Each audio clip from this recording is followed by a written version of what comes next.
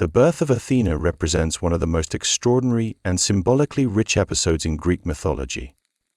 Emerging from a complex web of divine politics, prophetic warnings, and the fundamental fears that plagued even the king of the gods. To understand the miraculous circumstances surrounding Athena's arrival into the world, we must first examine the events that preceded it. Beginning with Zeus's relationship with Metis, the Titaness of wisdom and cunning intelligence. Metis, whose name literally translates to wise counsel or cunning, was among the most intellectually formidable of the Titans. Ancient sources describe her as possessing unparalleled strategic thinking and the ability to transform herself into various forms, making her both an invaluable ally and a potentially dangerous adversary. During the Titanomachy, the great war between the Titans and the Olympians, Metis had proven instrumental in Zeus's victory by providing him with a potion that forced Cronus to regurgitate his swallowed children. This collaboration naturally led to a romantic relationship between the two divine beings, with Zeus recognizing in Metis not only a powerful ally, but also an intellectual equal whose wisdom complemented his own raw power. However, the union between Zeus and Metis was destined to be overshadowed by a prophecy that would fundamentally alter the course of divine history. The fates, those ancient arbiters of destiny whose pronouncements even Zeus could not easily dismiss, delivered a warning that struck at the very heart of the king of the gods' deepest fears. They foretold that Metis would bear two children. First, a daughter of extraordinary wisdom and martial prowess, and second, a son whose intelligence and strength would surpass even Zeus himself, ultimately leading to the overthrow of the Olympian ruler. This prophecy carried particular weight given Zeus's own history of patricide. He had risen to power by overthrowing his father, Cronus, who had, in turn, deposed his own father, Uranus, establishing a pattern of generational conflict that seemed to define the very nature of divine succession. The prospect of facing the same fate he had once inflicted upon his father filled Zeus with a paranoid dread that would drive him to take the most drastic of measures. The solution Zeus devised was as cunning as it was ruthless. Drawing upon the same tactics his father had employed, but with a crucial modification, Zeus decided to consume Metis while she was pregnant with their first child. Unlike Cronus, who had swallowed his children after birth, Zeus chose to act preemptively, believing that by consuming both mother and unborn child he could prevent the prophecy from coming to fruition, while simultaneously absorbing Metis's wisdom for himself. The act of consumption took place through deception rather than force. Zeus, employing his considerable charm, and perhaps drawing upon Metis's own trusting nature, convinced her to engage in a shape-shifting contest. As Metis transformed herself into increasingly smaller forms to demonstrate her abilities, Zeus seized the form of a fly, or a droplet of water depending on the source, and swallowed her whole. Ancient texts describe this moment with varying degrees of detail, but all emphasize the calculated nature of Zeus's action and the complete surprise of Metis, who had no warning of her husband's intentions. Following the consumption of Metis, Zeus believed he had successfully averted the prophetic threat. However, the unborn child within Metis continued to develop, not in a conventional womb, but within the very head of Zeus himself.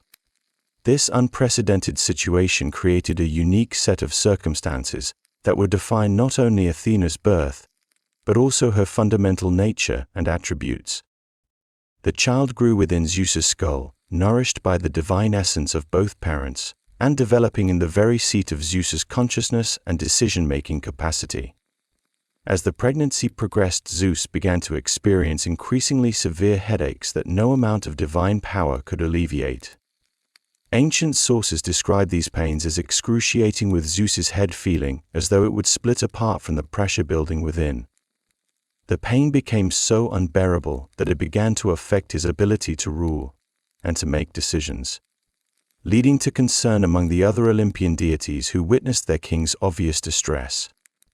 The resolution to Zeus's agony came through the intervention of Hephaestus, the divine blacksmith, whose skills with metalwork and craftsmanship made him uniquely qualified to address the situation.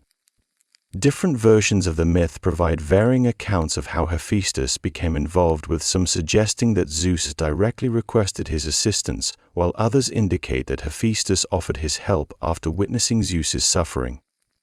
Regardless of the specific circumstances that led to his involvement, Hephaestus's role in Athena's birth would prove absolutely crucial. Armed with a bronze axe that he had forged specifically for this unprecedented task, Hephaestus approached the writhing Zeus with a mixture of reverence and determination. The other Olympian gods gathered to witness what was about to unfold, though. None could have predicted the extraordinary nature of what they were about to see.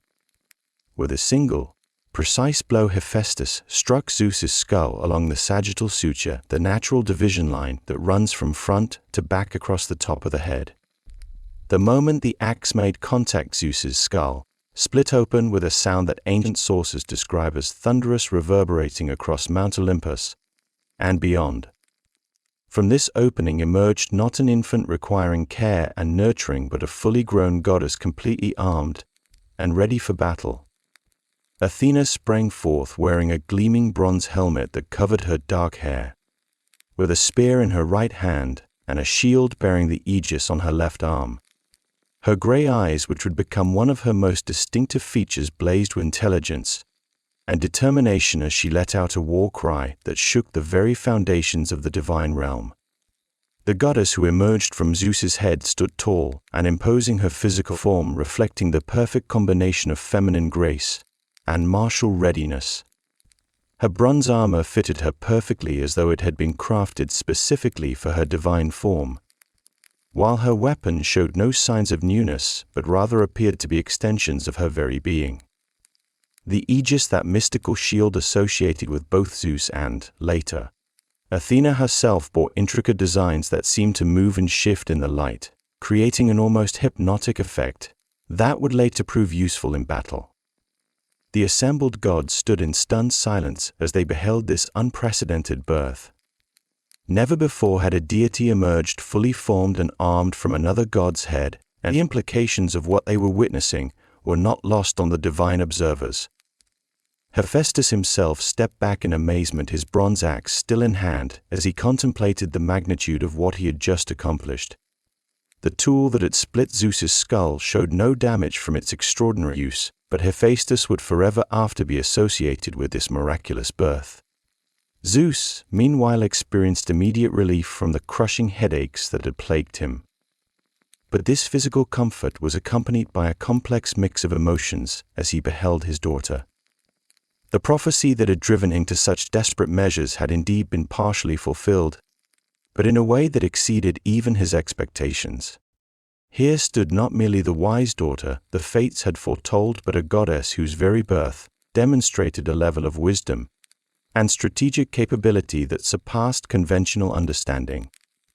The symbolic significance of Athena's birth from Zeus's head, rather than through conventional means, cannot be overstated in understanding both her character and her role in the Greek pantheon.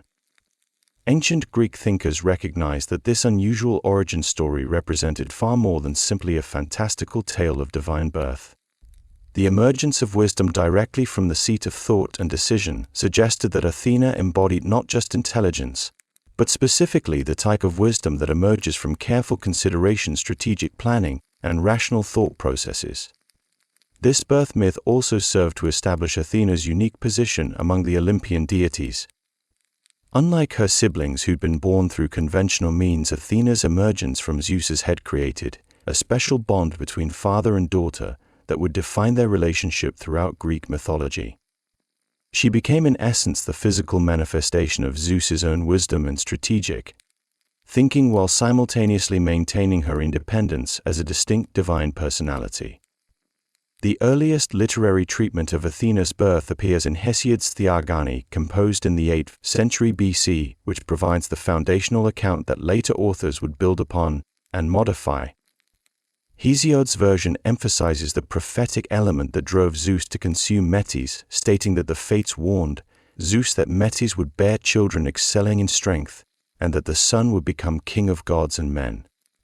This version establishes the birth as a direct response to divine prophecy rather than merely an unusual pregnancy. Hesiod's account also provides specific details about the circumstances of the birth itself, describing how Zeus put her into his own belly and how later, from his head, sprang Dryad Athena. The poet emphasizes that Athena emerged, terrible, rousing the din of war, leader of armies, unwearied, queenly, who delights in tumults and wars and battles. This description establishes from the very beginning the dual nature of Athena as both a goddess of wisdom and a formidable warrior, characteristics that would define her throughout Greek literature and religious practice. Later classical sources expanded upon Hesiod's basic framework while adding their own interpretive elements.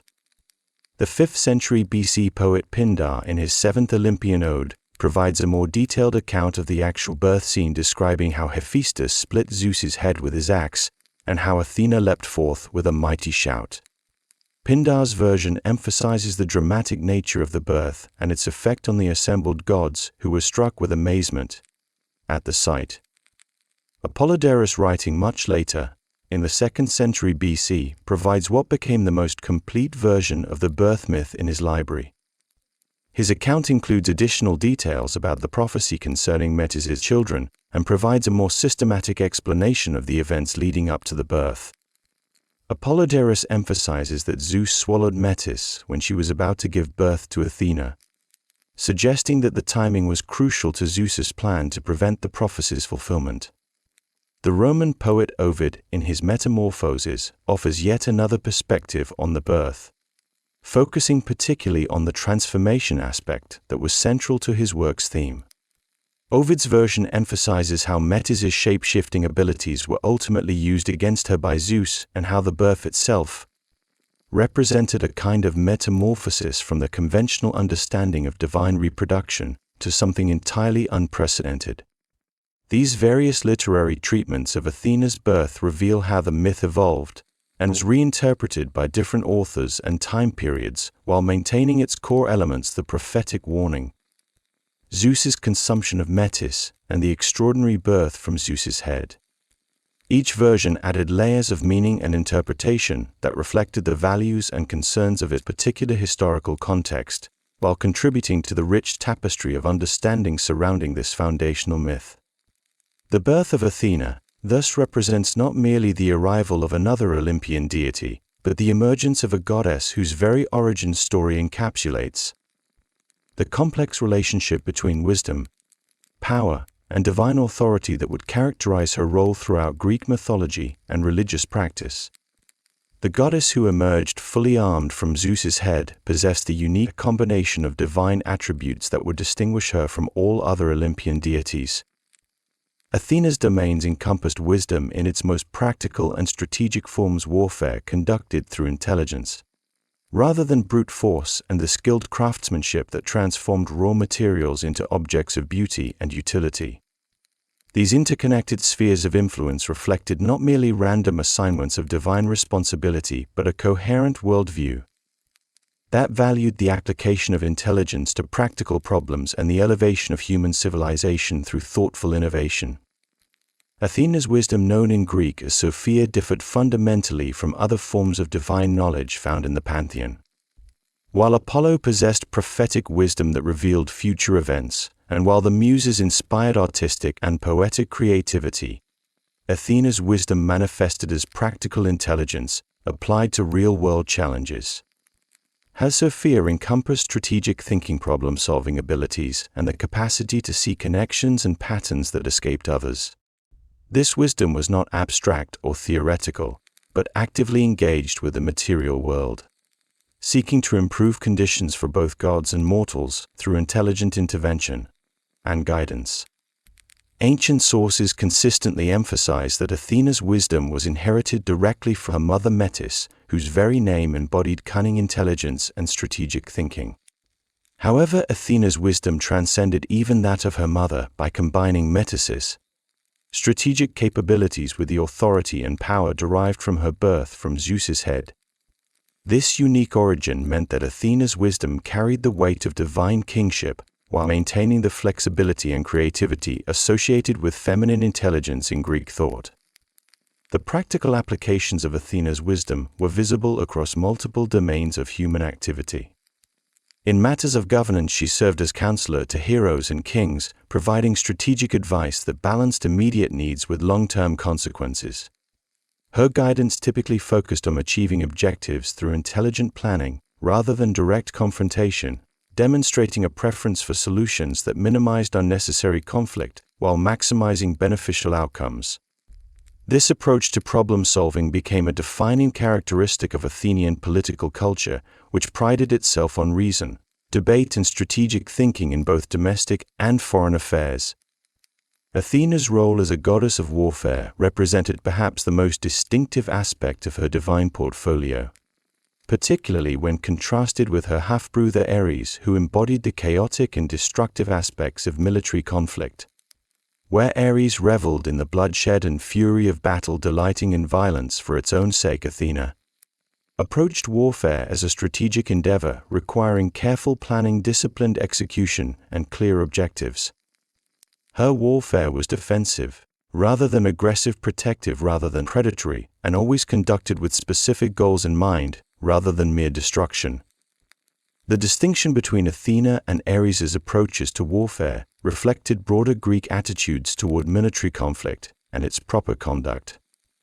Ares represented the savage brutality that Greeks associated with barbarian warfare, characterized by uncontrolled violence, lack of strategic thinking, and the glorification of bloodshed as an end in itself.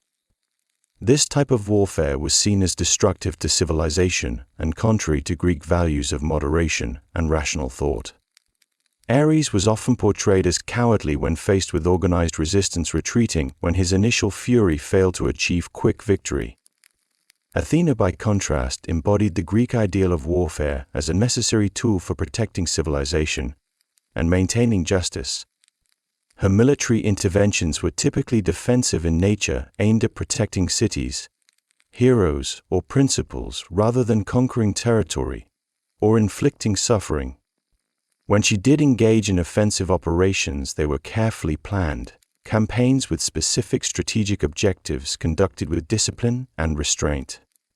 Her warriors were characterized by their training equipment and tactical sophistication, rather than by their individual ferocity or bloodlust. The goddess's approach to warfare emphasized the importance of preparation, training, and technological superiority. She was closely associated with the development of military innovations, including improved armor design, more effective weapons, and superior tactical formations. The famous Greek phalanx formation, which relied on disciplined coordination rather than individual heroics, reflected Athena's influence on military thinking. This formation required extensive training, mutual trust among soldiers, and adherence to tactical doctrine, all qualities that aligned with Athena's emphasis on wisdom and strategic thinking in warfare. Athena's third major domain, craftsmanship, represented the application of intelligence and skill to the creation of useful and beautiful objects. This domain encompassed not only the technical aspects of various crafts but also the creative intelligence required to envision new possibilities and solve practical problems through innovation. Her patronage extended to metalwork, pottery, weaving, shipbuilding, and numerous other crafts that formed the foundation of Greek economic and cultural life. The goddess's association with craftsmanship reflected the Greek understanding that true skill required more than mere manual dexterity or familiarity with traditional techniques. Master craftsmen needed to understand the properties of their materials, the principles underlying their techniques, and the requirements of their intended users. They had to be able to adapt their methods to new challenges, innovate solutions to unprecedented problems, and maintain consistently high standards across different projects. These requirements aligned perfectly with Athena's combination of practical wisdom and attention to detail. Weaving held particular significance among Athena's crafts, serving as both a practical skill essential to household management and a metaphor for the complex interconnections that characterize civilized society. The goddess's mastery of weaving was legendary, with ancient sources describing her ability to create textiles of unprecedented beauty and complexity. Her weaving incorporated not only traditional patterns and techniques, but also innovative designs that told stories, conveyed symbolic meanings and demonstrated technical capabilities that inspired other craftswomen to push the boundaries of their own skills. The symbolic significance of weaving extended beyond its practical applications to represent the goddess's role in creating and maintaining the social fabric that held communities together. Just as individual threads must be carefully selected, prepared, and woven together to create strong and beautiful cloth, individual citizens required guidance, education, and coordination to form effective and harmonious societies. Athena's patronage of weaving thus represented her broader role in civilizing humanity and promoting the cooperative relationships that enabled cultural advancement. The owl emerged as Athena's most recognizable sacred animal, embodying multiple aspects of the goddess's nature and serving as her constant companion in both artistic representations and mythological narratives. The selection of the owl as Athena's sacred animal was not arbitrary but reflected careful observation of the bird's characteristics and their alignment with the goddess's attributes. Owls possess several qualities that made them appropriate symbols for a goddess of wisdom and strategic warfare. The owl's exceptional night vision allowed it to see clearly in darkness when other creatures were effectively blind, making it a natural symbol for the type of insight that penetrated confusion and revealed hidden truths. This capability aligned with Athena's role as a goddess who could perceive solutions to complex problems and identify opportunities that escaped others. The owl's ability to see in darkness also represented the goddess's capacity to provide guidance during difficult periods when conventional wisdom proved inadequate. The nocturnal nature of owl activity reinforced its association with vigilance and watchfulness, qualities essential to both wisdom and warfare. Owls remained alert throughout the night, monitoring their territory for threats and opportunities, while other creatures slept. This constant vigilance paralleled Athena's role as a protective deity who watched over her cities and heroes, ready to intervene when threats emerged or assistance was needed. The image of the owl maintaining its watch through the dark hours became a powerful symbol of the goddess's unwavering attention to her responsibilities. The owl's hunting techniques demonstrated the same combination of patience, observation, and precise execution that characterized Athena's approach to both warfare and problem-solving. Owls did not rely on brute force or aggressive pursuit, but instead used their superior senses to locate prey, their silent flight to approach undetected, and their sharp talons to strike with lethal precision. This hunting style embodied the strategic approach that Athena favored over the direct confrontation preferred by Ares. Athens adopted the owl as its civic symbol, incorporating the bird's image into the city's coinage and official emblems. Athenian silver tetradrachms, among the most widely circulated coins in the ancient Mediterranean world, featured Athena's head on one side and an owl on the reverse, often accompanied by an olive branch and the abbreviated name of the city. These coins serve not only as currency but also as ambassadors of Athenian values, carrying the image of the owl throughout the Greek world and beyond. The prominence of the owl on Athenian coinage reflected the city's identification with Athena's wisdom and the practical benefits this divine patronage provided. Athens built its prosperity on trade, craftsmanship, and naval power, all areas where Athena's influence was particularly strong.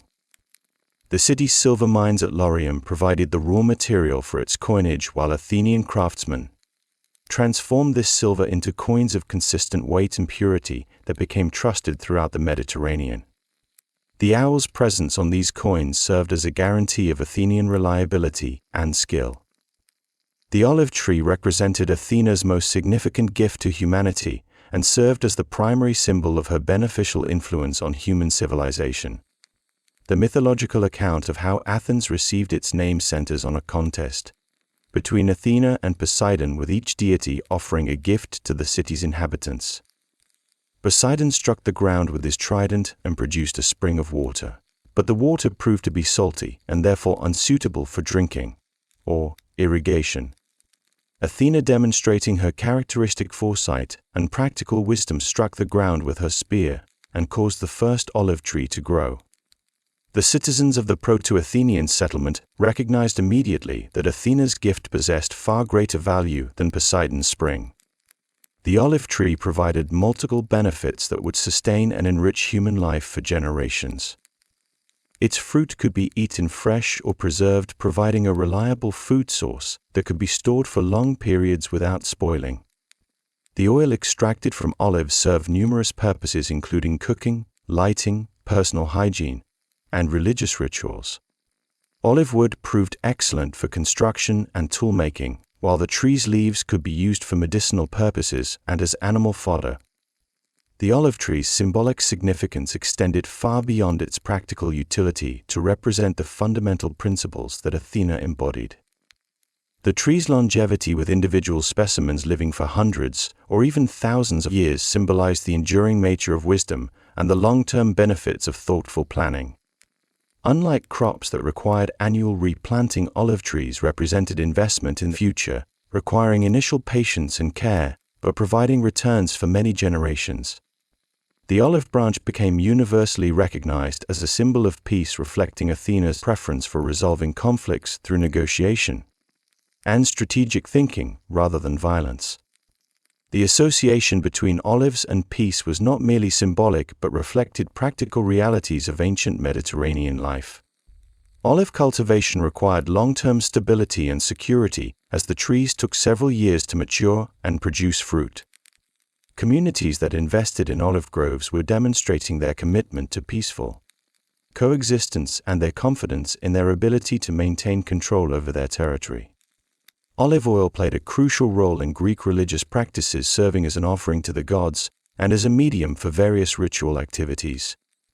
Athletes competing in the Olympic Games and other athletic contests rubbed olive oil on their bodies before competing, both for practical reasons related to muscle preparation and as a form of religious observance honoring the gods. Victory wreaths at the Olympic Games were made from olive branches, connecting athletic achievement with divine favor and the peaceful competition that Athena favored over violent conflict. The economic importance of olive cultivation in the ancient Greek world cannot be overstated. Olive oil became one of the most valuable trade commodities in the Mediterranean, generating wealth that funded artistic achievements, military expeditions, and civic improvements. Athens became particularly renowned for the quality of its olive oil, with Athenian amphorae carrying this precious cargo to markets throughout the known world. The prosperity generated by olive cultivation enabled Athens to support its large population, maintain its powerful navy, and patronize the artists and philosophers who created the cultural achievements for which the city became famous. The aegis represented Athena's most distinctive and powerful protective symbol, serving simultaneously as defensive equipment and as a weapon that could inspire terror in her enemies. Ancient sources provide varying descriptions of the aegis, with some depicting it as a shield, others as a cloak or breastplate, and still others as a protective garment that could be worn in different configurations depending on the situation. Despite these variations in form, all sources agree that the aegis bore the head of the Gorgon Medusa and possessed supernatural protective powers. The Gorgon's head, mounted on Athena's aegis, represented one of the most potent apotropaic symbols in Greek culture, capable of turning enemies to stone with its terrifying gaze. Perseus had originally slain Medusa with Athena's assistance, and the goddess claimed the severed head as her trophy, incorporating it into her own protective equipment. The presence of Medusa's head on the aegis served multiple functions, providing both passive protection against attacks and an active weapon that could be deployed against particularly dangerous opponents. The aegis functioned as more than simple defensive gear, serving as a symbol of divine authority and the power to inspire both protection and fear as circumstances required. When Athena wore the aegis, it demonstrated her readiness for battle while simultaneously offering protection to her allies and warning to potential enemies. The sight of the goddess bearing the aegis was said to inspire courage in her followers while striking fear into the hearts of those who opposed her. The spear completed Athena's martial equipment, representing her active capacity for warfare and her readiness to engage in combat when peaceful solutions proved impossible. Unlike the aegis, which served primarily defensive and symbolic functions, the spear was an unambiguously offensive weapon that demonstrated the goddess's willingness to use force when necessary. However, Athena's spear was not merely a weapon of war, but also a tool of creation and transformation, as demonstrated in the myth of the olive tree's creation. The goddess's spear embodied the principle that force, when properly applied, could create, rather than merely destroy. The same weapon that could strike down enemies in battle could also strike the earth and cause beneficial plants to grow, demonstrating that power wielded with wisdom could serve constructive purposes. This dual nature of the spear reflected Athena's broader philosophy that strength should be used to protect and nurture rather than to dominate and exploit. The combination of the aegis and spear in Athena's iconography represented the complete spectrum of strategic options available to a wise leader. The aegis provided protection and the ability to deter aggression through the display of defensive capability, while the spear offered the means to take decisive action when deterrence failed. Together, these symbols embodied the principle that effective leadership required both wisdom to avoid unnecessary conflicts and the strength to prevail when conflict became unavoidable. The establishment of Athens as the greatest city-state in ancient Greece began with a divine competition that would fundamentally shape the character and identity of the settlement for millennia to come. This contest between Athena and Poseidon for the patronage of the city represents one of the most politically and culturally significant myths in Greek tradition, encoding within its narrative the essential values and priorities that would define Athenian civilization. The story unfolds against the backdrop of early Attic settlement, when the rocky outcrop that would become the Acropolis first attracted permanent inhabitants who recognized the strategic advantages of this defensible position overlooking the surrounding plains and the distant sea. The origins of this contest can be traced to the period when the Proto-Athenian settlement was beginning to establish itself as a significant regional power. Archaeological evidence suggests that the Acropolis had been occupied since the Neolithic period, but it was during late Bronze Age that the site began to develop the characteristics that would make it attractive to competing divine patrons. The settlement's position provided natural defensive advantages with steep cliffs on three sides and a commanding view of the approaches from both land and sea. Freshwater sources were available from springs on the north slope of the Acropolis, while the north slope offered fertile agricultural land suitable for grain cultivation and livestock grazing. Both Athena and Poseidon recognized the potential of this emerging settlement and sought to claim it as their own sacred city. Poseidon's interest stemmed from his dominion over the seas and his particular concern for coastal settlements that depended on maritime trade and naval power. The Proto-Athenian settlement's proximity to the Saronic Gulf and its potential as a naval base made it an attractive addition to Poseidon's sphere of influence. The god of the sea understood that control over this strategic location would provide him with a powerful base for projecting his influence throughout the Aegean region. Athena's interest in the settlement reflected her broader concern for the development of civilized society and her particular affinity for communities that valued wisdom, craftsmanship, and strategic thinking. The inhabitants of the Proto-Athenian settlement had already demonstrated these qualities through their selection of the Acropolis site and their early efforts to develop trade relationships with neighboring communities. The goddess recognized that this community possessed the potential to become a center of learning and cultural achievement that would reflect her own values and extend her influence throughout the Greek world. The formal contest between the two deities was arranged according to ancient protocols governing divine competitions for mortal patronage, rather than resolving their dispute through direct conflict, which might have devastated the very settlement they sought to protect. Athena and Poseidon agreed to present gifts to the inhabitants and allow them to choose their preferred patron, based on the practical value and symbolic significance of what each deity offered. This approach reflected the Greek understanding that divine patronage should benefit mortal communities, rather than simply assert divine authority over them. The early Athenian kings who served as judges for this contest included figures whose names have been preserved in later mythological traditions, though their historical existence remains a matter of scholarly debate. These rulers, whether historical or legendary, represented the community's leadership and were responsible for making decisions that would affect the settlement's future development. The sources identify King Cecrops as the primary judge, describing him as a figure of great wisdom, who possessed the ability to see beyond immediate appearances to underlying realities. And Cecrops, according to mythological accounts, was himself a figure bridging the human and divine realms. Often depicted as having the upper body of a man and the lower body of a serpent, this hybrid nature symbolized his role as an intermediary between mortal and immortal concerns, making him an appropriate judge for a contest between gods. His serpentine characteristics also connected him to the earth itself, suggesting his deep understanding of the land and its needs. Archaeological evidence from the Acropolis includes references to early snake cults, indicating that serpent symbolism held particular significance for the site's earliest inhabitants. The contest began with Poseidon's demonstration of his divine power and the benefits he could provide to the settlement. The god of the sea approached the highest point of the Acropolis, where the later Parthenon would stand, and raised his massive trident above his head. The three-pronged weapon, forged in the depths of the ocean and imbued with the power to command both seas and earthquakes, gleamed in the Mediterranean sunlight as Poseidon prepared to deliver his gift. The assembled inhabitants watched in awe as the god brought his trident down with tremendous force, striking the rocky ground of the Acropolis with a sound that echoed across the surrounding landscape.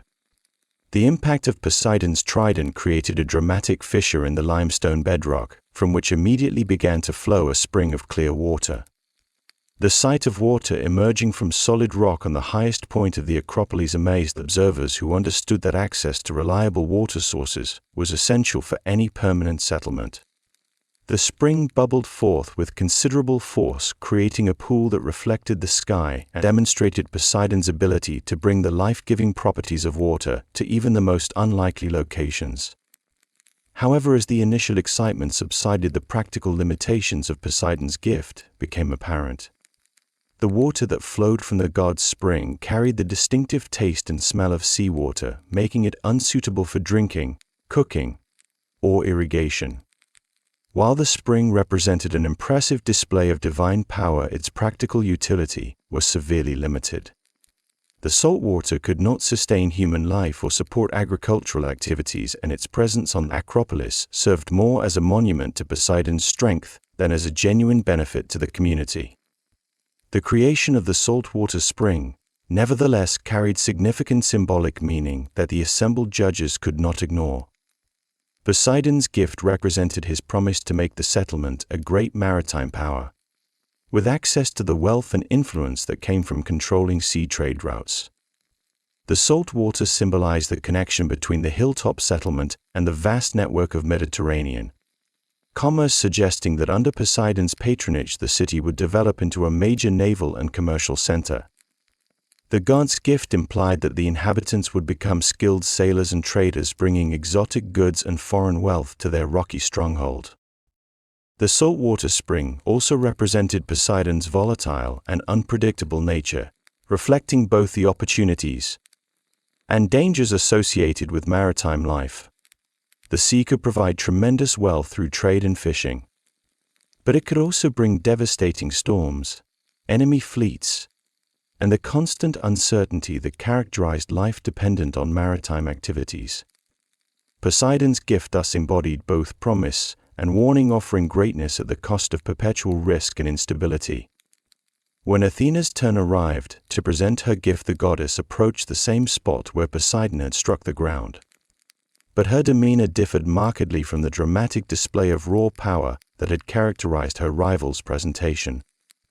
Rather than raising her spear high above her head in an obvious show of force, Athena held her weapon at a more modest angle, suggesting that her gift would emerge from wisdom and careful consideration rather than overwhelming might.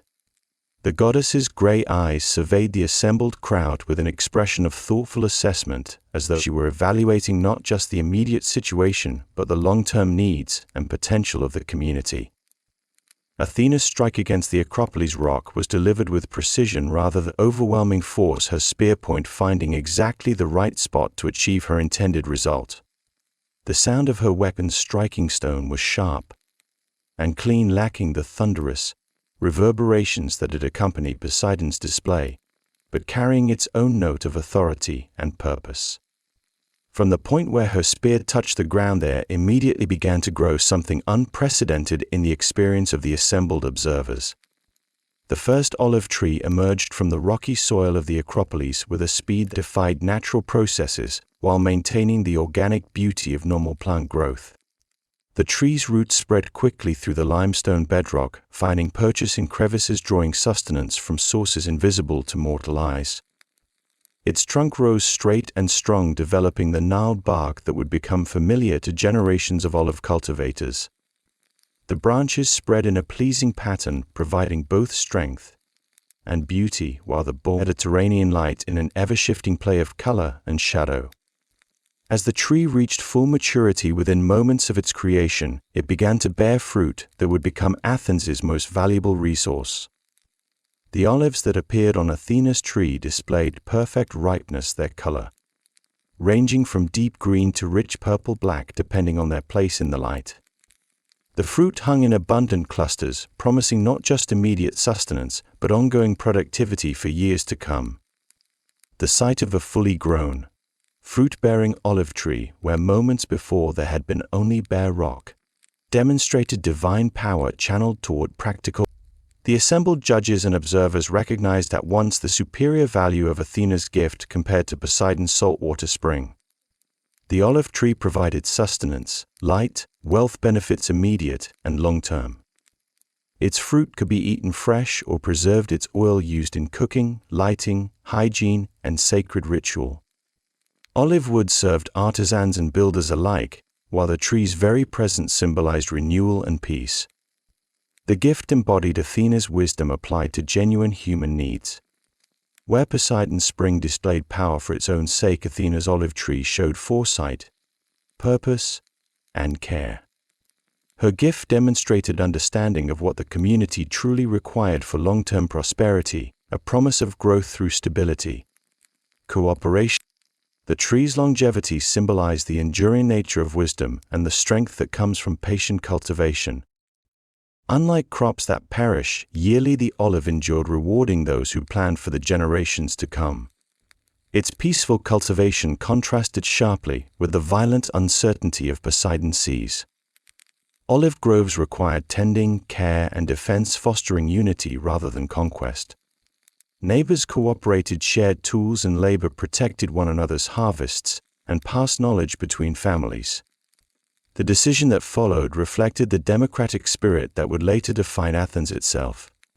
Rather than accepting the judgment of King Cecrops alone, the citizens debated, compared the two divine gifts, and weighed short-term gain against long-term stability. Supporters of Poseidon dreamed of maritime power, wealth from trade, influence over distant seas. Supporters of Athena saw wisdom in self-sufficiency, security in the land, and balance through cooperation. They argued that reliance on the sea would bring dependence on fate, storms, pirates, shifting alliances, while the olive tree offered quiet strength, a wealth that could not be stolen, and prosperity rooted in the earth itself. In the end, the people chose Athena. They chose wisdom over spectacle, steadiness over risk, and peace over conquest. That choice set the tone for Athenian civilization itself. A city guided by thought and built upon patience would forever bear her name. The establishment of Athena as the city's patron goddess marked the beginning of a new era on the Acropolis. The earliest temples were modest, humble structures built near the sacred olive tree itself, ensuring its protection for generations to come. These temples were more than places of worship. They were community centers, repositories for sacred treasures, and spaces for public gathering. Here citizens debated, decided, and dreamed under Athena's gaze. The cult statue of the goddess became the focus of regular festivals and offerings, a reminder of her continuing protection over the city. The temple precinct grew to include open spaces for assembly, where Athenians could speak freely, guided, as they believed, by Athena's wisdom. Building these temples required enormous effort, but also united the people in shared purpose. The stone was quarried from the Acropolis itself, structures literally rising from the same sacred ground where Athena's spear had once struck. Their architecture combined beauty with practicality, designed to endure the harsh winds and blinding light of the Attic heights. From these beginnings, Athens grew from settlement to city-state, its heart forever tied to the goddess of wisdom and strategy. And it was in this city that Athena would soon reveal her most profound role as guide and protector of mortal heroes. The legendary siege of Troy would provide her stage. The 10-year conflict that shook the ancient world became the proving ground for Athena's wisdom in war. Her involvement went far beyond divine favoritism. It was a campaign to ensure that intelligence and order triumphed over chaos and rage. Athena's concern for Troy began long before the first Greek ships appeared on its shores. She had watched with growing unease as the Trojans grew arrogant, neglecting their sacred duties and ignoring the balance between mortals and gods. Their tolerance for Paris's crime, the abduction of Helen, was not just a moral offense, but a violation of divine law itself. The act broke the sacred bond of hospitality, the cornerstone of civilized order between host and guest, mortal and immortal alike. Athena saw that if such arrogance went unpunished, chaos would follow. Paris had stolen not only a queen but gold from the Spartan treasury, and with it, the trust of nations. To ignore his actions would be to unravel the delicate network of laws and piety that sustained the Greek world. Thus Athena took her place among the champions of justice and chose the Greeks as the instrument of restoration. But unlike Ares, she did not descend in fury. Athena's war would be one of mind, not madness; planning, not chaos. She chose to guide mortals, not to replace them. Victory, she knew, must come through human courage tempered by divine insight. Her champions were thinkers as much as warriors. Among them, Odysseus, king of Ithaca, a man whose mind was sharper than his sword. His cleverness, his gift for strategy, his refusal to act rashly made him the perfect vessel for Athena's influence. She saw in him a reflection of herself. Through him her wisdom could act in the world, not as fate imposed from above, but as guidance freely chosen by the human mind. Diomedes, the young king of Argos, represented a different, but equally valuable type of heroic excellence. He combined physical prowess with tactical intelligence and unwavering courage.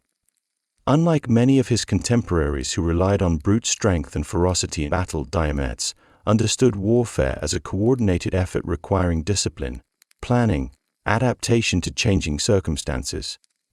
His willingness to accept divine guidance while maintaining his own moral judgment made him an ideal instrument for Athena's strategic interventions. Achilles, the greatest of all Greek warriors, presented Athena with both tremendous opportunity and significant challenge.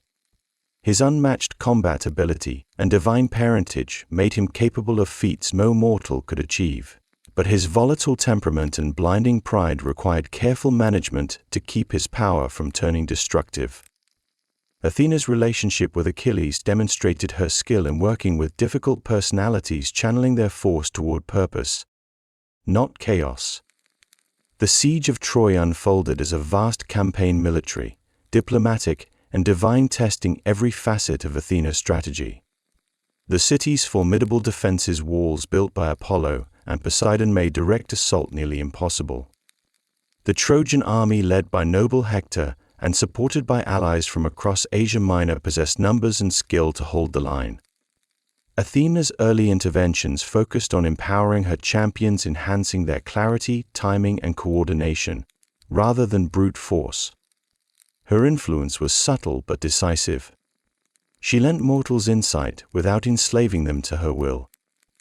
The goddess's partnership with Odysseus became legendary, a perfect union of divine wisdom and human ingenuity. Their relationship was built on mutual respect, shared purpose, and the conviction that intelligence must guide strength. Odysseus's cunning mind and Athena's foresight produced strategies that reshaped the course of the war. She admired his ability to think several moves ahead, to pivot quickly when plans collapsed, to win without wasting life. Athena understood that true leadership required not only tactics but morale, diplomacy, and unity. The Greek host before Troy was a fragile coalition leaders from every city with rival priorities and egos. Odysseus, aided by Athena's counsel, held them together, weaving reason through the chaos of ambition. Diomedes, too, rose under her guidance. His Aristeia, his day of unmatched glory, saw him dominate the battlefield and even wound 2 gods who fought for Troy. Athena removed the mist from his eyes, granting him divine sight. Through her he saw the truth behind illusion, friend from foe, God from mortal. When Aphrodite descended to shield her son Aeneas, Athena's clarity guided Diomedes strike his spear, cutting through her hand, forcing her retreat. It was not cruelty but principle. Aphrodite's meddling symbolized the chaos of passion love, untempered by wisdom, the antithesis of Athena's order. By wounding the goddess of desire, Athena demonstrated that discipline and purpose could triumph even over divine impulse. Soon after, Ares entered the fray. The god of war himself, raging, unrestrained, bloodthirsty, a storm of destruction sweeping across the field. Greek ranks faltered, not before Trojans, but before war personified. Athena's response was calm, deliberate, surgical. She guided Diomedes' arm steady as judgment. His spear flew true, piercing Ares' armor and driving the war god from the battlefield. It was more than victory. It was a statement. Discipline defeated fury. Wisdom conquered chaos. Even the god of war yielded to strategy. But Athena's crowning triumph would come not through battle but through deception, through art and intellect. The Trojan horse. A vision born from her mind and carried out through mortal hands. Athena saw where others did not, that Troy's walls could not be broken from without, but could crumble from within. The city's pride, its faith in its gods, its trust and ritual could all be turned into instruments of ruin. The goddess whispered the idea into Odysseus' mind and chose her craftsman, Epius, to bring it into being. She guided his hands, his chisel, his measure, his patience, imbuing mortal skill with divine precision. The wooden horse rose from the sand, beautiful, impossible, ominous. An offering, they said to Athena herself, a token of the Greeks' surrender, too large to move, too sacred to destroy. But inside waited Greece's vengeance. The plan was layered, faith disguised as trickery, piety as death trap. Athena understood the mind of Troy. Their reverence for horses, symbols of power and divine favor, their hunger for omens, their pride in their city's invincibility. She turned all of it against them. The inscription upon the horse claimed it was built for Athena's blessing to ensure the Greeks' safe return. A lie wrapped in devotion. When Sinon, the captured Greek spy, was brought before the Trojans, it was Athena who guided his tongue. His trembling words spoke of sacrifice, of divine wrath, of honor appeased through offering. Every phrase tugged at Trojan pride, at their desire to believe they had triumphed. Only Laocoon saw the truth. Beware of Greeks even bearing gifts. His warning was Athena's own mirror, the voice of reason drowned by emotion. When serpents rose from the sea sent by Poseidon and crushed Laocoon and his sons, the Trojans saw divine punishment, not divine manipulation. Athena did not stop the serpents. She did not need to. Even opposing gods could become pieces in her grand design. And so the horse entered Troy. That night the city slept under false victory. The hidden warriors emerged at Athena's signal. They opened the gates for the returning army, and Troy fell. Every step, every deception had unfolded with the precision of her plan. Athena's war was not chaos. It was architecture. Her conflict with other deities, Aphrodite's passion, Ares' rage, represented the eternal tension between impulse and intellect, emotion and reason. She stood as the mind's defense against madness. The conclusion of the Trojan War cemented Athena's legacy, not only as warrior goddess but as mentor, teacher, architect of heroes. Her guidance did not end with battle. It extended to every lesson mortals could learn from war. Athena's mentorship was unlike that of any other Olympian. She did not grant gifts, she taught mastery. She did not give power, she demanded growth. Her heroes were not puppets but partners. Greatness had to be earned. Among them Perseus, her protégé, her student of courage and reason. When the young hero was tasked with slaying Medusa, Athena's mind began to work. The challenge was more than monstrous, it was symbolic. To face the gaze of chaos and not be turned to stone. Athena provided not muscle, but method. A reflective shield crafted with divine precision, polished to a perfect mirror so that Perseus might see without looking. Its surface bronze and sacred, flawless in curvature, granting him sight through reflection, not exposure. A balance between awareness and restraint, between danger and control. She taught him how to strike decisively without losing composure. Athena's guidance was not merely in tools but in thought. Every move, every step in the labyrinth of stone was calculated. Her wisdom flowed through his choices, and through him Athena struck down the embodiment of fear itself. Medusa fell, and from her fall was born victory through reason. Perseus learned to coordinate his sword with the reflections in his shield. He fought while looking away. An unnatural skill requiring discipline and courage. Every instinct had to be retrained. Every habit unlearned. Athena's mentorship extended beyond the physical. She prepared his mind for terror. She taught him that victory did not come from suppressing fear but from mastering it.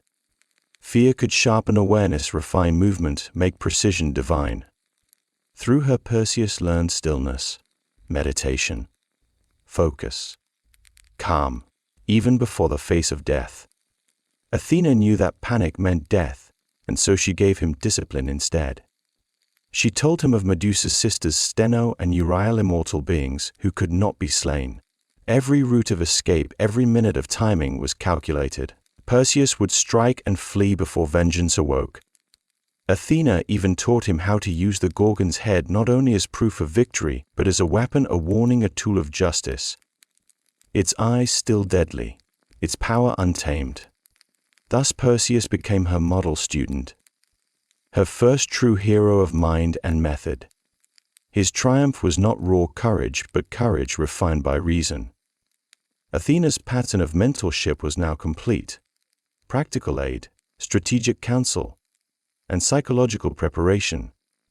She gave mortals the tools, but required them to grow to rise to think. And when they did, she raised them to legend. Yet not every mortal met her wisdom with humility. From Lydia came Arachne, a weaver of astonishing skill. Her hands moved like music. Her tapestries breathed with life. Soon people whispered that her work rivaled Athena's own. At first the goddess was pleased, for excellence honored the divine spark. But Arachne listened not with gratitude but with pride. She began to boast that her skill was her own, greater even than Athena's, untouched by divine inspiration. She declared that she could outweave the goddess herself. Hubris, the most dangerous of mortal flaws. Athena's first instinct was mercy. She came disguised as an old woman and entered Arachne's workshop. Her voice was soft, her words a warning. "Child," she said, "talent is a gift, but without reverence it turns against you." She praised Arachne's work but urged humility, reminding her that divine inspiration and mortal craft must coexist in harmony. But Arachne laughed. Her pride was deaf. So Athena revealed herself. The light in the room shifted. The air trembled. The goddess stood unveiled and accepted the challenge. Not out of anger, but necessity. For Arachne's arrogance had made the contest sacred. It was no longer weaver against weaver, but mortal defiance against divine order. The looms were set. The contest began. 2 women, 2 visions. Athena's tapestry was a hymn to wisdom. It showed the gods in their justice, mortals in their folly. At its center Athena and Poseidon competing for Athens, her olive tree, his salt spring, the eternal choice between wisdom and pride. Around it scenes of mortals punished for arrogance. Warnings woven in gold, every thread a lesson, every figure a fate. Her craftsmanship was beyond mortal sight. The fabric shimmered as though alive. Colors shifted, textures breathed. It was art and revelation. Arachne answered with defiance. Her tapestry just as flawless, just as intricate, but filled with accusation. It showed the gods in their sins. Zeus deceiving mortal women, Poseidon taking by force. Divine hypocrisy woven in silk. Her art was perfect, her intent blasphemous. Athena stood in silence. She saw beauty. She saw truth. She saw rebellion. Arachne's work was undeniable. A masterpiece, but it defied the cosmic order. Art without reverence becomes weapon. The punishment was not rage but balance. Athena touched the girl. A tremor ran through her. Her hands still weaver's hands, but smaller, faster, lighter. Her form shrunk. Her limbs multiplied. Arachne became the first spider, condemned to weave forever, but never to boast again. Her skill preserved, her pride undone. And through her Athena taught that art divorced from gratitude leads to ruin. That excellence without reverence is hollow. Athena did not seek submission. She sought respect, mutual, balanced. Mortals could reach greatness but must remember its source, from art to adventure. The goddess's role in Jason's quest proved her mastery of collaboration. The Argonauts, 50 heroes bound for Colchis to seize the Golden Fleece. It was the boldest expedition of its age, and Athena was its architect. The ship, the Argo, was her creation. She worked with Argus, the shipwright, enhancing his skill with divine insight. Together they built a vessel unlike any before. Strong, but swift. Sturdy, but graceful. Its keel, carved from sacred oak of Dodona's oracle, whispered prophecies to the crew. Wisdom built into its very bones. The Argo was not merely a ship, but a living symbol of guidance and foresight. Its sails, woven by Athena herself, light as breath, strong as purpose. Their patterns caught wind with perfect harmony, turning storms into instruments of motion. Speed and control through craft and intellect, not power alone. Athena's mind was in every line, every nail, every joint of the hull. She planned the voyage, the contingencies, the strategies, every possible challenge charted, every hero's role defined. The goddess of wisdom sailed not with them but within them. Her influence woven into the ship, the plan, and the courage of those aboard. The Argo was the embodiment of her genius, divine craft in human hands. The goddess guided Jason with maps not drawn on parchment but whispered in thought. She taught in the shape of coastlines, the turns of the sea, the moods of wind and current. She spoke of danger and of supply, of kingdoms and of kings, of what must be offered and what must never be promised. Athena saw every voyage as a problem of geometry and fate. Then came Heracles, a different student of a different kind. Where Jason planned, Heracles shattered. Where Athena calculated, he simply struck. Yet the goddess saw potential. His strength, raw, divine, overwhelming, could move mountains. But without wisdom, it could also destroy them. She did not try to change him, but to direct him, to teach him when to fight and when to think. During the battle with the Nemean lion, Athena did not fight beside him. She observed and whispered logic into his chaos. No weapon, she warned, can pierce its hide. So Heracles abandoned his sword. He used his hands, his will, and strangled the beast. Then Athena taught him something new. The lion's own claws could skin its body. Its armor would become his own. Strength guided by intellect became strategy. Later, when faced with the Augean stables, Heracles stood before filth older than memory. Brute power would fail. Even he could not shovel rivers of decay. So Athena showed him how to redirect the rivers. water instead of muscle, reason instead of force, and the filth was gone in a day. This was her kind of victory. When the Stymphalian birds darkened the sky, Athena again intervened. This time she forged the bronze castanets. The noise terrified the flock, drove them from the marshes into the open. Then Heracles took aim, and won. Thus the goddess taught him balance, wisdom sharpening strength, force tempered by thought. Together they achieved what neither could alone. This became Athena's legacy. To shape heroes not only strong but aware, to make them students of both mind and muscle. Heracles learned that wisdom multiplies power, that thought makes strength infinite. And so her myth grew beyond legend into life. Athena, the mind of Athens itself, no longer only a goddess but a spirit woven into the city's heart. Her temples became classrooms, her rituals acts of civic unity, her presence the measure of wisdom and grace. In the classical age, Athens was her reflection. Every law, every statue, every festival, a fragment of her mind. The greatest of all was the Panathenaia. Once every 4 years, Athens became a hymn. Streets garlanded, temples washed, citizens adorned. The city itself turned into a poem. The festival was spectacle and faith intertwined. A tribute to the goddess protector, teacher, judge. But also a mirror of Athenian life. From craftsmen to poets to priests, all found their place. The procession began at the Dipylon Gate, the city's grand threshold, and climbed toward the Acropolis up the Panathenaia way, paved in shining marble. Hundreds marched, every rank a symbol. At the front, the youth, the chosen sons of Athens. Tall, composed, radiant. Olive branches in hand, myrtle crowns on their heads, purity in their eyes. They were called Arrephoroi, basket bearers, carrying sacred implements, tokens of the goddess.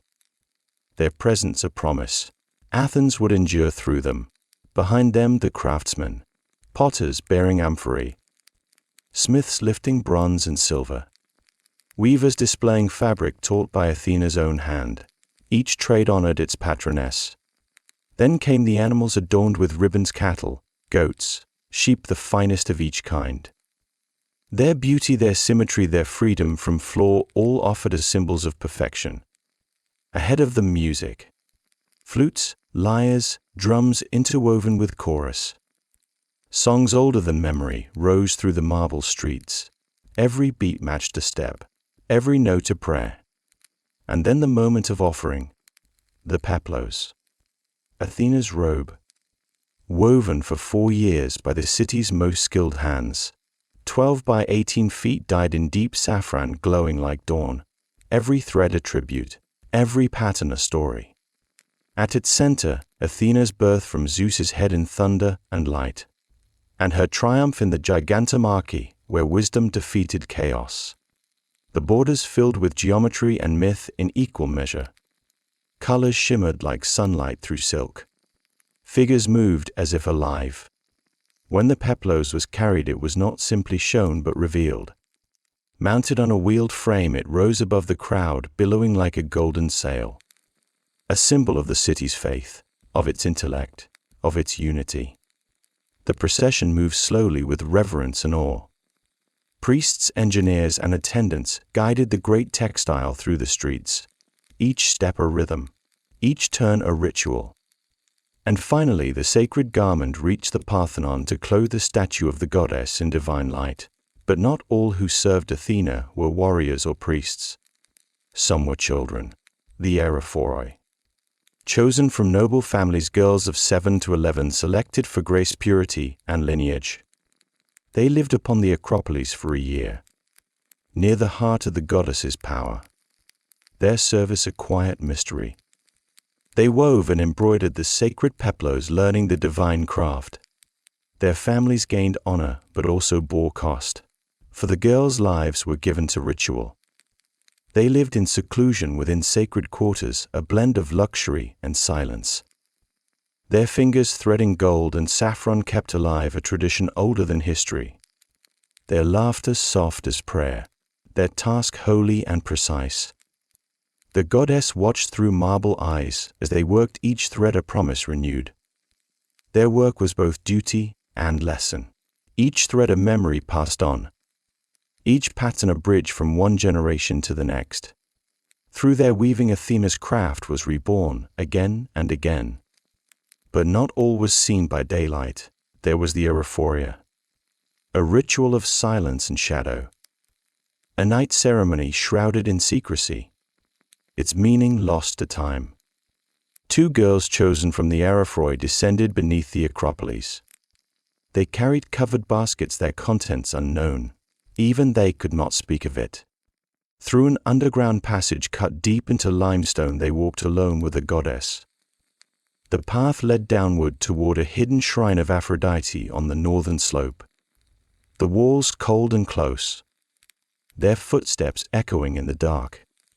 The passage was a marvel of ancient design, wide enough for movement, narrow enough for mystery. It linked the sacred height with the world below. And the baskets remained closed. Always. What lay inside no mortal knows. Some said it reenacted Athena's defense of the city. Others saw in it a rite of passage, a symbol of renewal, the union between goddess and people. Whatever it was, it endured for centuries. Proof of faith deeper than knowledge. By day, Athena's worship was light. By night, it was silence and secrecy. Throughout Athens, her temples kept that rhythm, a heartbeat of devotion woven into daily life. The Parthenon stood as the sunlit heart, but smaller shrines carried the warmth into every street. Citizens prayed not only in grandeur, but in quiet corners. Their offerings varied like their lives. Some brought bronze, some silver, some only grain or clay figurines made by hand. The goddess accepted all. At dawn, temple doors opened. The first light fell upon her statue. 40 feet of gold and ivory crafted by Phidias, gleaming like a second sunrise. Athena stood tall, guarding the city that bore her name. Her golden robe weighed 2,500 pounds. Each sheet of metal removable weighed to ensure no theft, no deceit. Her ivory skin tended with oil to keep it whole and living. Every morning priests approached with offerings. Bronze bowls, fine cloth, pottery, wine, grain. Rich and poor alike honored her.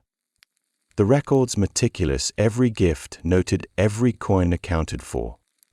And in the shadows beneath the marble a guardian stirred. The sacred serpent of the Erechtheion. Older than temples, older than the city. It lived coiled in stone silence, fed with honeycakes by priests who whispered ancient prayers. It was said if the snake refused its meal, Athena herself was displeased. Then the city trembled. Purifications followed. Sacrifices doubled. Hearts searched for fault. When it ate, Athens breathed easy again. That serpent bound earth, and goddess the Seactonic passed to the bright Olympian present. It was the living bridge between what Athens had been and what it had become, but faith was also economy. Athena's worship fed more than the soul. The Panathenaia brought pilgrims from across Greece. The streets filled with merchants. Inns overflowed. Potters, jewelers, scribes all thrived. The goddess was good for business. Workshops bustled, craftsmen shaped bronze votives, painted pottery, wove miniature peploi for sale and sacrifice alike. Athenian artisans became famous, their style a signature of faith and skill. Thus the sacred fed the civic. The civic fed the sacred. Each supported the other in perfect balance. Athena's cult was not mere ritual. It was society itself. Festivals united classes. Committees joined rich and poor. Merchants worked beside magistrates. Women beside warriors. All were bound by shared reverence. Faith forged democracy. Athena's values were Athens' own: wisdom, skill, balance, foresight. Through her the city found identity and purpose. And when Athens rose to greatness, she rose with it. Her temple became its crown. the Parthenon. Built under Pericles, it was both prayer and proclamation. Between 447 and 432 BC, stone became symbol, not just for Athens but for Greece. The old temple destroyed by Persians was cleared away. Its ruins became the foundation of something greater. 13,000 tons of marble lifted skyward, each block perfect, each line deliberate. No mortar, no nails, just precision and vision. The architects Aegina and Caryatids built mathematics into beauty, every column slightly curved, every platform subtly rising. What looked straight was not. It was better. It was corrected for the eye, for the illusion. Columns swelled, then narrowed with entasis, the secret of grace. 46 pillars 34 feet high, each fluted in 20 perfect lines. Stone that breathed harmony. Inside Phidias's statue shone like the heart of heaven. Gold and ivory, two worlds joined into one form. The inner frame of cypress wood crafted to endure and to flex with heat and time. Ivory brought from Africa, cut and clean, smooth to glow like skin. Gold hammered thin, wrapped over armor, robe and shield. Together they formed Athena Parthenos, the virgin of wisdom, 38 feet tall. Her shield told stories. On one side, Greeks and Amazons locked in battle. On the other, gods and giants, the triumph of order over chaos. At her base, another tale, the birth of Pandora, humanity's first creation, linking divine gift to mortal destiny. And among the carvings stood Heracles himself, immortalized in marble beside his goddess. It was bold, political, beautiful. A reminder that faith and governance were bound in marble and myth alike. The Arachne rose later on the northern side, different but no less sacred. It was not symmetry but memory, a gathering of shrines old and new. There stood the porch of the Caryatids. 6 marble maidens, grace and strength entwined. Their robes flowed like water, their bodies bore the weight of stone, each one unique, alive yet eternal. They were columns and women and symbols all at once. Their faces serene. Their stance unmoving yet full of breath, each carved from a single block. Each a miracle of balance. Inside the oldest relic waited the Zonon, the wooden Athena Polias, ancient, primitive, sacred, said to have fallen from the sky. No gold, no ivory. Only wood darkened by centuries of oil and smoke. And yet, it was holier than all the rest. For in it Athens saw the goddess as she first came, before marble, before empire, before memory itself. The care of the ancient wooden statue was an art in itself, each motion a ritual, each touch a vow. Generations of priests passed down the secrets. How to tend the sacred wood without offending the divine.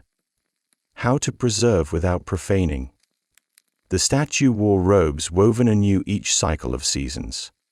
When replaced, the old garments were not discarded.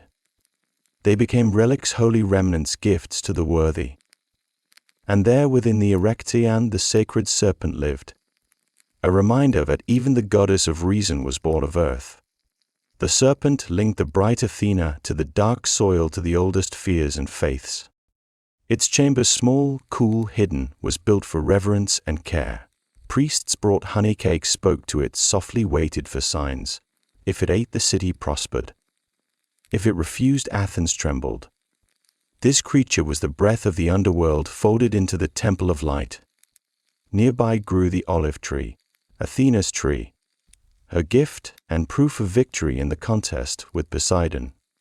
Some said it was the very same, others that it descended from the first, its roots coiled in sacred soil, its leaves silvered by the Attic sun. Stone walls protected it but never shadowed it. Rain could reach its roots. Light could find its crown. Thus, even within marble, life continued. Beyond Athens, her temples spread. Across the Aegean, across the islands, across centuries. Each a different echo of the same devotion. On the Acropolis, the temple of Athena Nike rose light and delicate as victory itself. Small, 27 by 19 feet, but perfect. Ionic grace marble feathers. From its height it watched the cities approach the path of pilgrims the sea below. Its friezes told two stories, one divine, one human. Myths and battles, giants and Persians, past and present woven together in stone. It was art as memory, faith as history. Every carved figure a lesson in triumph and restraint. Far away in Delphi, Athena's sanctuary stood below Apollos, the Pronaea, guardian of the threshold. Where Apollo spoke prophesy, Athena taught understanding. Her tholos circular, Doric, serene 20 columns a perfect ring. A conical roof glimmering against the mountain sky. Pilgrims came first to her for wisdom before they sought Apollo's word. Offerings filled her treasuries from every city of Greece. Each a token of hope for victory, for safety, for sense. Even in architecture the cities competed for her favor, for her gaze. In Aegina her temple stood strong, built around 500 BC. Its pediments told of Troy, the goddess presiding over heroes and ruin alike. Every muscle, every gesture cut into marble with impossible truth, art advancing toward perfection under her name. And in Sicily her presence endured. In Syracuse the temple of Athena became a church. Centuries later, the Doric columns still stood absorbed into Christian walls. Old faith beneath new prayers. Athena within Christendom. Her architecture outliving her worship. Stone more patient than belief.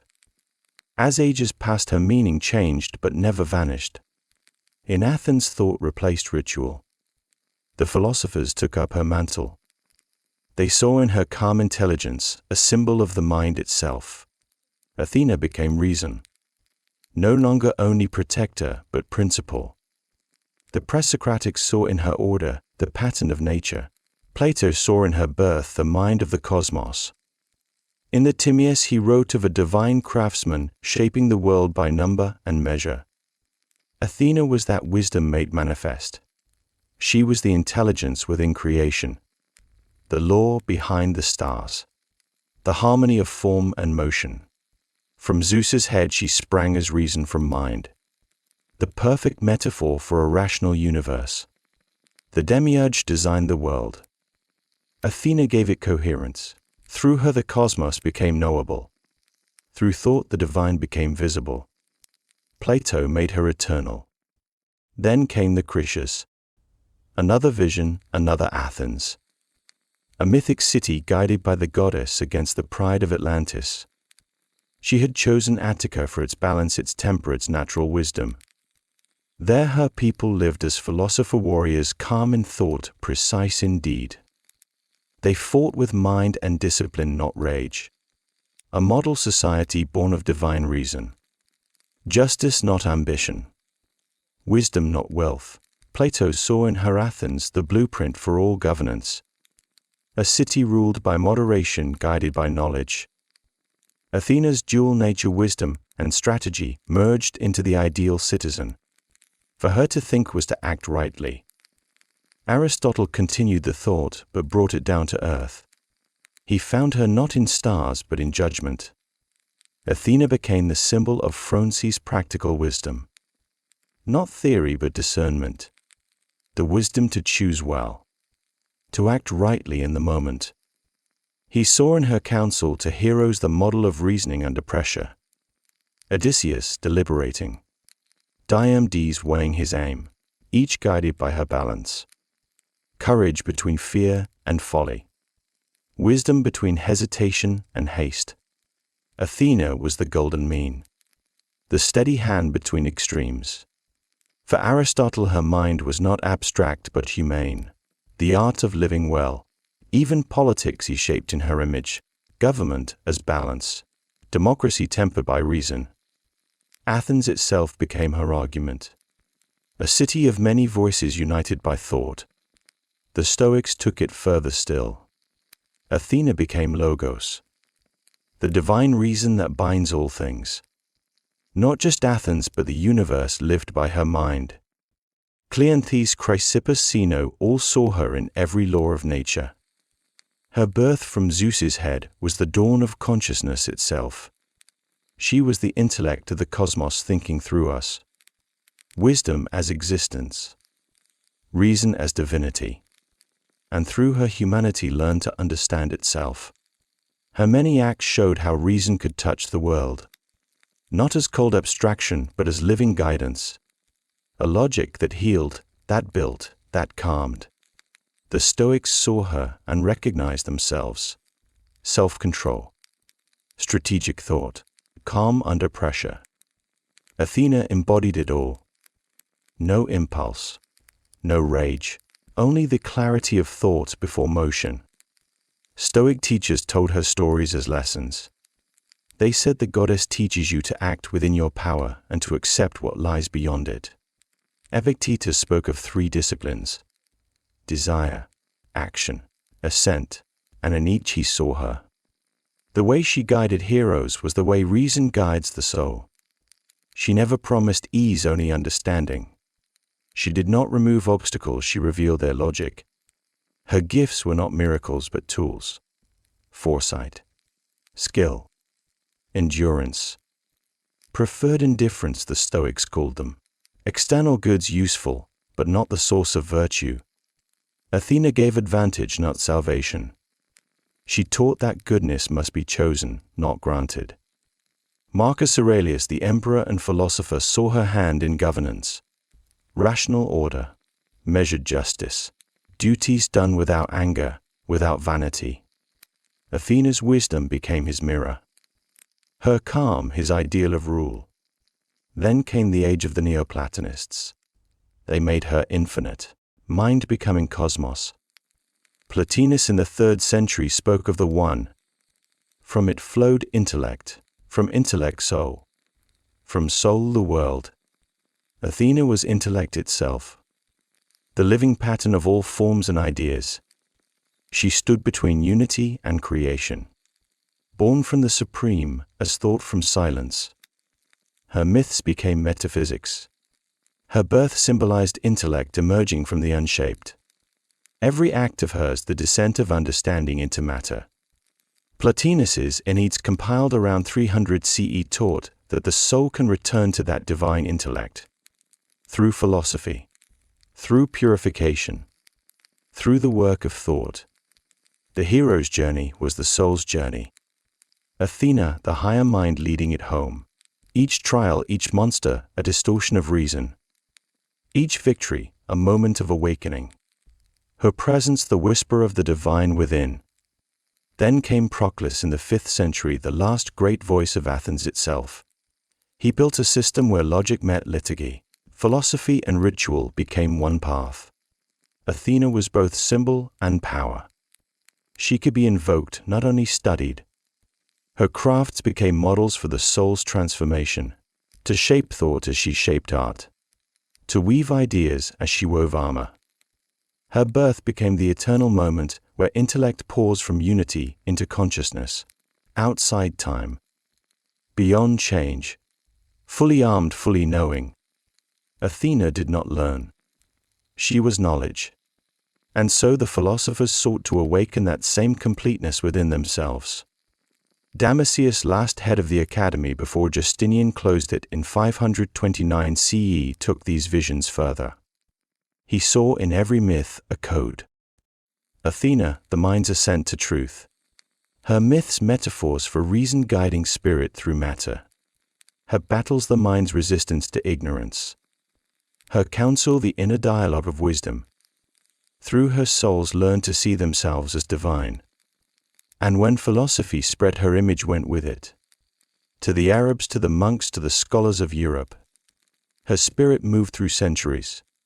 In Islam, philosophers like Al-Farabi and Averroes found in her a bridge between revelation and reason. In Christianity, the theologians saw in her calm intellect an echo of divine providence. Athena became symbol of mind in service of God. But history moved again. The Romans came, and everything changed form. The 2nd century before Christ brought conquest and syncretism. Rome met Greece and learned. The generals saw temples. The scholars saw systems. They did not destroy, they absorbed. Athena became Minerva, but not instantly. Minerva had been Roman long before, protector of crafts and trades. The weaver's goddess, the smith's muse. Her temples smelled of labor, not philosophy. She guarded skill, not strategy. Her earliest cult, 6th century BC, spoke of work, not war. Yet she already stood high among the Capitoline triad with Jupiter and Juno. Still her realm was narrow. Artisans, builders, makers. Not yet the goddess of wisdom she would become. Her temple on the Aventine Hill, dedicated in 263 BC, gathered the city's craftsmen, carpenters, metalworkers, weavers. Their prayers for steady hands, for good tools, for protection from failure. Her neighborhood, full of noise and trade, was her true altar. And yet change was coming. The 2nd and 1st centuries BC opened Rome to Greece. Conquest brought culture. Greek sculptors, philosophers, teachers arrived with ideas that redefined Minerva. Through art, through speech, through allegory. The Romans began to see in her not only craft but intellect, not only hand but mind. Minerva became wise. Her identity absorbed Athena's brilliance. Cicero was her herald. He wrote that gods are principles, not persons. That Minerva is the reasoning power in man and state alike. Wisdom, order, justice, efficiency all bore her mark. In De Natura Deorum he gave her philosophy a new temple, a divine reason governing nature and human law together. She became the Roman mind made divine. The Stoic lens polished her image further. Minerva as virtue in action, reason in empire. And when Augustus rose, he gave her marble form again. In his forum in the year 2 BC, she stood beside Mars and Rome as counselor and conscience. Not warrior, but strategist. Not artisan, but architect of peace. Her image spread through sculpture, mosaics, and verse. Under Nerva, her cult reached perfection. The Forum of Minerva, dedicated around 97 CE, glowed with reliefs of myths and minds alike, scenes of gods beside symbols of the liberal arts. Wisdom and learning as pillars of empire. She had become the spirit of Roman intellect. Every sculpted fold a gesture toward philosophy, every temple a thesis in stone. And each spring in March the Quincotria festival returned, 5 days for the goddess. 5 days to honor skill and thought and beauty. On the first the craftsmen marched, carpenters with polished wood, metalworkers with shining vessels, weavers with fabrics from far provinces threaded with gold. They competed to please their goddess, to prove their mastery. A religious fair and a market of marvels. Then the 2nd and 3rd days belonged to the schools. Rome fell silent to honor learning. Lessons paused so that contests could begin. Memory, recitation, rhetoric, mathematics. Children stood where generals once had and offered thought instead of tribute. For Minerva was their muse too, and through her Rome learned to value not only strength but intellect. Teachers stood honored. Their names spoken aloud, their craft celebrated, crowns of olive placed upon their heads. A wreath for wisdom, a public act of gratitude. The 4th day brought the festival's height. Rhetoric echoed through marble halls. From every province students came, to speak, to persuade, to prove that the word could rule as surely as the sword. Their contests Greek in form, Roman in purpose. Logic married to law. Speech bound to duty. A harmony of philosophy and empire. The final day belonged to the gods. Manuava, patroness of Rome, received her rites. Soldiers prayed for her blessing. Officers for victory. Civilians for wisdom in the governance of many peoples. Through these rites Rome reaffirmed its bond between heaven and state. Faith as policy. Wisdom as power. Across the centuries emperors understood this link. They built schools. They filled libraries. They wove Greek learning into Roman order. And always Minerva's image presided, guardian of intellect, sanction of knowledge. Public funds flowed in her name. Private gifts became prayers in marble. Among all rulers one stood apart, Domitian the emperor, who claimed her as his guide. He said she appeared to him in dreams, a counselor in the quiet hours of night. She whispered what he should decree, what he should build, when he should strike. This union of emperor and goddess served more than faith. It was strategy. It was legitimacy. The temple he raised on the Palatine Hill stood inside the imperial palace. Wisdom made resident of power. Gold and ivory reliefs of war and victory lined the walls. Minerva shone beside his triumphs as patron and witness. In that place the emperor prayed in private and debated in public. The Minerva Chalcidica stood nearby, a great hall filled with scholars, poets, and philosophers. Domitian himself entered their contests. He read his verses, spoke his reason, and showed himself a man of intellect, not just authority. It was propaganda of the highest kind. An emperor who ruled with mind and culture. He founded the Capitoline Games in 86, to honor Jupiter, Juno, and Minerva. A festival like those of Greece, but Roman in grandeur. 4 years between each one, and contests of every art, poetry, oratory, music. The world's finest minds gathered to compete. Olive crowns awaited the victors. The same wreath that once marked Greek genius now crowned Rome's. Through Minerva the empire claimed equality with its teachers. No longer the pupil but the heir. Her name echoed in schools of law. Students called her patron. For rhetoric, for logic, for judgment. Jurists dedicated treatises to her wisdom. Law became her temple too. In every statute they saw her hand. Greek intellect, Roman order, fused in her image, and in war her presence changed again. No longer Athena on the battlefield, but Minerva in the plans, in fortresses, in blueprints, in bridges of stone. Engineers prayed to her before they built, before they measured the arc of a catapult or the slope of a siege ramp. She was the geometry of victory. On Trajan's column she appears not as a fighter but as counsel. Standing beside the builders, the planners, the soldiers at work, guiding hands that lift beams, draw maps, raise walls. Her wisdom cast in marble relief among the chronicles of empire. Every arch, every aqueduct owed her silent prayer. But the empire was vast, and wherever it spread so too went Minerva. In Gaul she met the Celtic goddesses and merged with them. In Britain at Bath she became Sully's Minerva, a goddess of healing and of mind. Her temples rose above steaming springs. Pilgrims came to bathe, to pray, to be restored. They saw her as both healer and inventor, divine physician and divine engineer. The waters, the warmth, the wisdom were one. Her cult spoke every language. Her symbols crossed every border. She was Greek, Roman, Celtic, all and none. Her essence remained. The thinker's goddess, the builder's muse, the city's mind.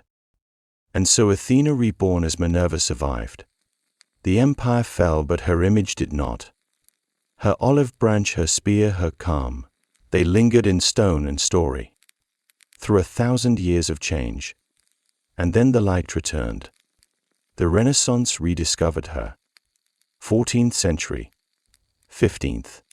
Scholars found her name again in scrolls long silent. Plato, Aristotle, Cicero. Each had written of her wisdom. Artists saw the words and dreamed in color. Athena returned to canvas and marble, a symbol of intellect reborn. Botticelli painted her first. In Palace and the Center around 1482. The goddess, calm, serene, clutches the wild creature's hair. No rage, only control. Reason taming passion.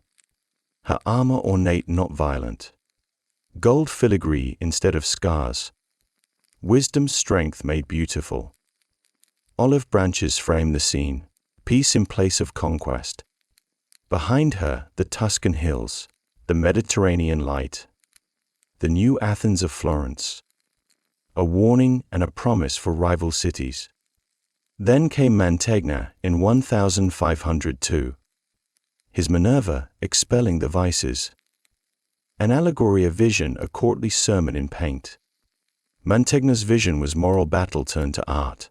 Minerva led the charge against ignorance, against greed, against ingratitude. Her allies, the virtues, took refuge behind garden walls. Wisdom their shield. Corruption kept at bay. The lesson was clear.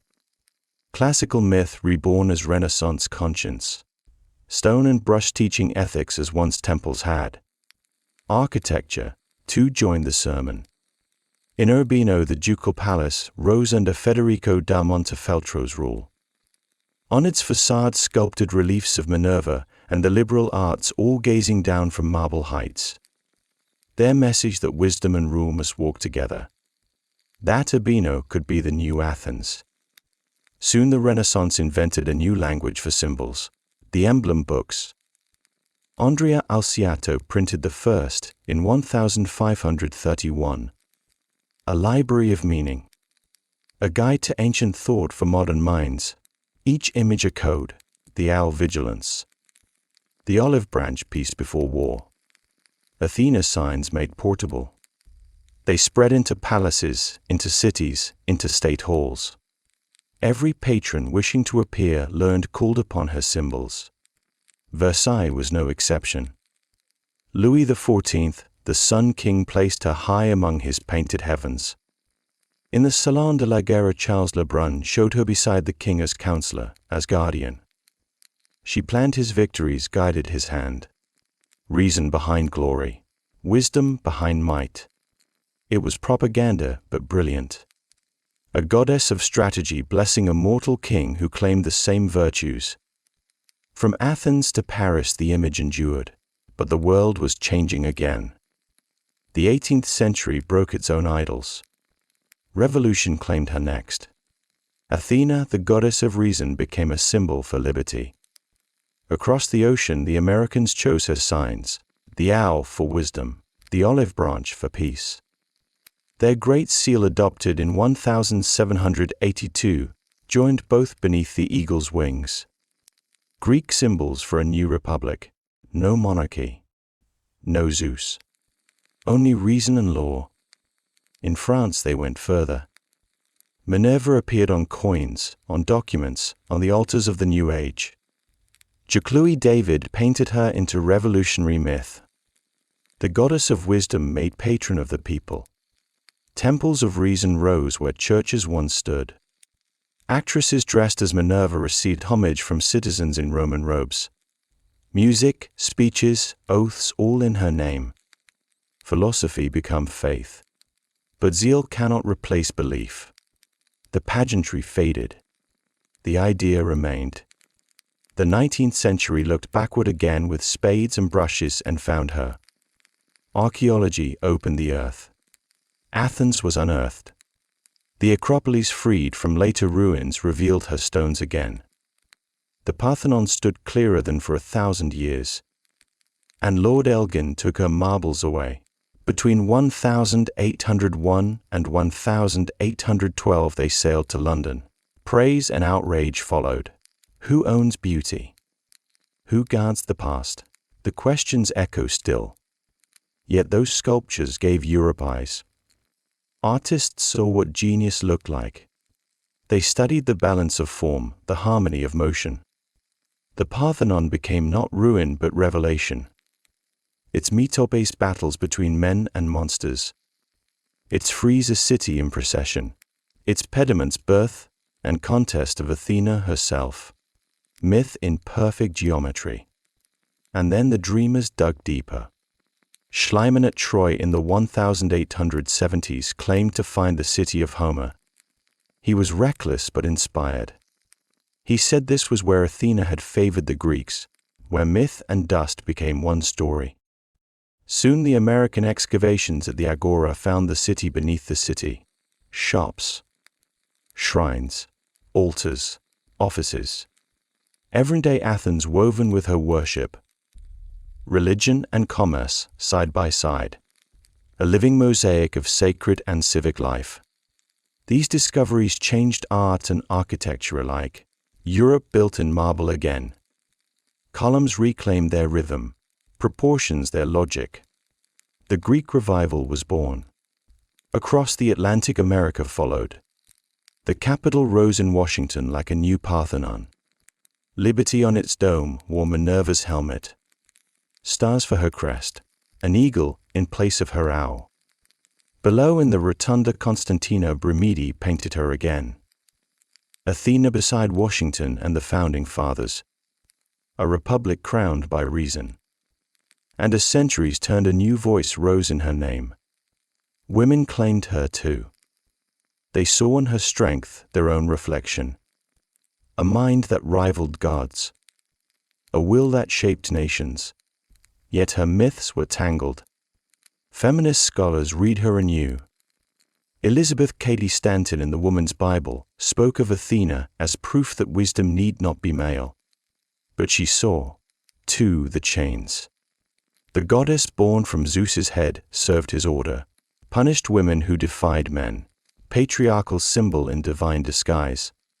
Still she stood tall, an emblem of intellect and independence against silence. The suffragists draped her in robes, not armor. Athena as teacher, as orator, as guide. Posters showed her calm holding a book, not a spear. Education their weapon, knowledge their shield. Women's colleges took her as muse. Vassar, Wellesley, Bryn Mawr. There Athena's name adorned libraries and lecture halls. Scholars like Jane Ellen Harrison rewrote her past. They said before Zeus there were goddesses who ruled alone, and Athena was once among them. Her strength softened by patriarchy but not erased. Prehistoric worship had honored creation as feminine. Later myths made her dutiful to power above her. So the cycle was seen at last. Ancient freedom turned to order, then reclaimed by modern thought. Writers like Virginia Woolf gave her new voice. Athena as intellect trapped in social walls. A woman needing a room of her own to think. The 20th century found her again in the language of the mind. Carl Jung called her archetype. The wise woman, the mind within the myth. Reason married to intuition. Anima and intellect united. Artists saw her in dreams. Surrealists painted her in symbols and sleep. Max Ernst, Salvador Dali. Athena among mirrors and clouds and labyrinths of thought. Abstract painters invoked her too, as energy, as transformation. And still, she endures. Feminist scholars see her now as paradox, powerful yet bound. A goddess of reason born of patriarchy's mind. Her wars fought for men, her law serving kings. But her spark, her intellect remains theirs no longer. Now she stands reclaimed, a teacher, a builder, a mind for all who think freely. Athena, the eternal idea reborn in every age that values thought. Linear tablets from Mycenaean palaces whisper names of forgotten gods. Their syllables half-known, half-lost hint at her beginnings. Echoes of Athena before Athens. But the fragments are few. The clay silent. Archaeology can trace the walls, but not the prayers. And so her roots remain half shadow, half light. Modern scholars see the pattern not as a single thread, but as a woven tapestry. Mediterranean faith was never one story. It was trade and travel and language shaping gods as sailors met and cities rose. Athena was born from exchange. Her image grew through centuries of adaptation. Local spirits, foreign myths, political need all merged into the mind of a goddess. The Athena we know is no fossil. She is the result of motion, of change, of thought. A myth that never stopped thinking, and still she speaks. Her name echoes in parliaments, in classrooms, in the quiet chambers of debate and law. Nations invoke her wisdom. Movements borrow her calm. Justice, reason, balance. Her eternal trinity. Artists paint her anew. Writers summon her voice. Every age finds itself in her reflection. Now the digital world revives her once more. Ancient text meets glowing screen. Online archives make her temples eternal. Social platforms debate her meaning in real time. Athena trending again. She walks through video games, graphic novels, virtual museums. Her armor now pixel light. Her wisdom streamed worldwide. Each new age reshapes her face but never her core. For beneath the marble and code and metaphor she remains the same idea. The yearning for reason. The faith in understanding. The dream of knowledge used for good. Athena is the mind's mirror. Her paradox endures. Power that questions itself. Wisdom that serves justice. Logic that learns compassion. That is why she lasts. Because we still need her. Each era discovers her again. And each time she teaches what it means to think, to act, to balance heart and intellect. She was born from the head of Zeus fully formed, and yet she continues to grow in ours. The goddess of clear thought now lives in collective imagination. Her temple is the mind. Her worship our search for truth. And in that search, Athena endures, eternal, unfinished, alive. And so the stories fade, but their meaning remains. Somewhere, beneath the noise of the world, a quiet thought still rises like dawn. It reminds us that wisdom isn't ancient. It's alive each time we pause, each time we wonder, each time we choose to think with kindness. Maybe that's why Athena never left us. She's there in the steady hand that builds, in the calm voice that teaches, in the courage to understand before judging. The olive tree still grows, and its leaves still shimmer in every mind that seeks the light. Good night, and may her wisdom walk beside you until morning.